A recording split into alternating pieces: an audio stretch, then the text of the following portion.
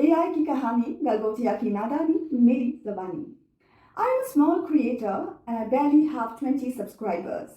A few days ago, I used a viral clip, the one from a primary school in Mahoba, Uttar Pradesh, where water was flavored with milk.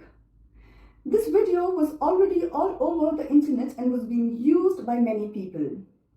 The next thing I knew, I received a copyright warning. I panicked, I read the rules, edited the video, sat up all night and re-uploaded it.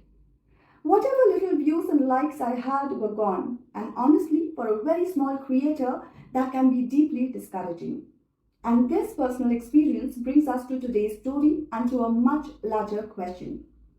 Hello, namaste and welcome. You're listening to Kahaniyat, where we turn news into narratives and questions into conversations. By now, all of us know about the Galgotia University's AI incident. It is everywhere on the YouTube and social media. Of course, not on the mainstream media though. The conversations there are about how Congress has brought shame to the entire country. And why wouldn't it be? When something like this happens on an international platform, it naturally becomes a talking point.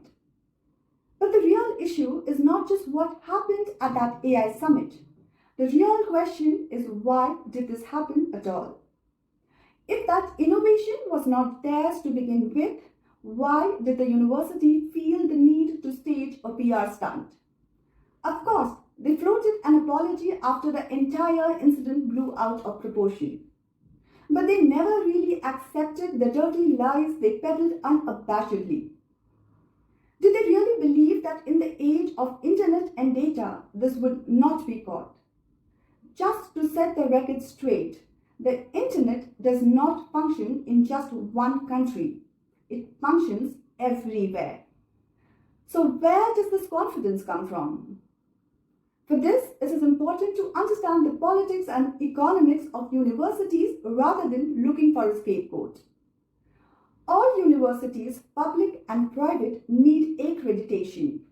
NAAC grades, A++, rankings, etc. These are essential for credibility, student intake, funding, and institutional power. And under that pressure, some institutions choose shortcuts, such as putting up massive posters and flexes of political leaders on their campuses, or mobilizing students to participate in causes meant to please the top leadership of the country, often in issues that students have absolutely no clue about.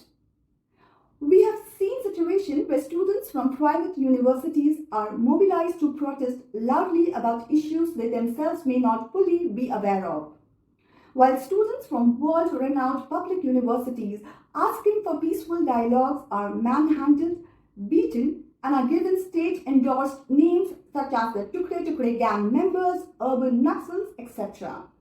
Now that irony is hard to miss. And how can I even talk about all of this without talking about our beloved Prime Minister? I sometimes feel that I'm obsessed, but kya karu? The pattern is hard to ignore. The Honorable Prime Minister is known for a particular political style. Wherever he goes, an old rishta or nata is discovered. Sometimes it is Banaras, sometimes it is Bengal. The rhetoric changes with the election ka mausam, you see. It also seems that our beloved Prime Minister has a Purana rishta with Galgotias. The university has received recognition from him twice, first when he was the Chief Minister of Gujarat and later when he is the Prime Minister. It is not really hard to think where this institution looks for inspiration. Of course, you guessed it right. They learn it from the top, from the same emphasis on image and presentation. We live in an age of aesthetics. Gone are the times when people went to Pinterest for visual aesthetics, as the scene has been completely hijacked by one political party and its leadership. Moving from aesthetics की बात to the crumbling state of affairs in the country. Buildings may collapse, bridges may fall or get stolen, smart cities may never materialize, water tanks may leak and eventually collapse, pakka rasta might turn into a kachi sadak or a fishing and a boating point, but the image must remain perfect. We do not know much about 2025 yet, But a vision of 2047 is always ready to be shown because in today's world, what is seen is what is sold. And as the Bengali saying goes, Babu, chal nei ghore, panta bhat khabe ki kore. Panta bhat is not just fermented rice, it is the luxury of having eaten well today, saved enough for tomorrow, and then taking an unhurried afternoon nap. How do you dream of that when you don't even have enough to eat today? What stands out most after such a public embarrassment is the silence. Remember, this was not a private event. It was one of the largest AI events organized under government patronage. And yet, even after so many days, there has been no clear reprimand, no statement, no accountability. Of course, they were asked to vacate the stall, I guess. Yeah.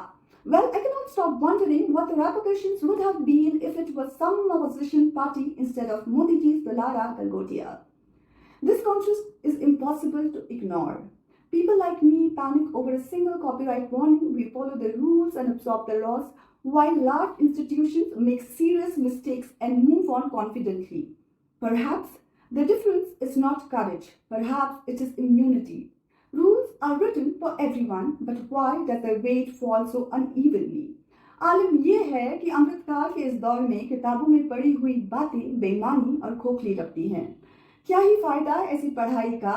बहरहाल चलती हूँ। इस AI summit से कुछ सीखा हो न हो, ये सीख जरूर मिली है कि गलतियां तो सिर्फ आप और मैं, हम जैसे आम इंसान ही करते हैं।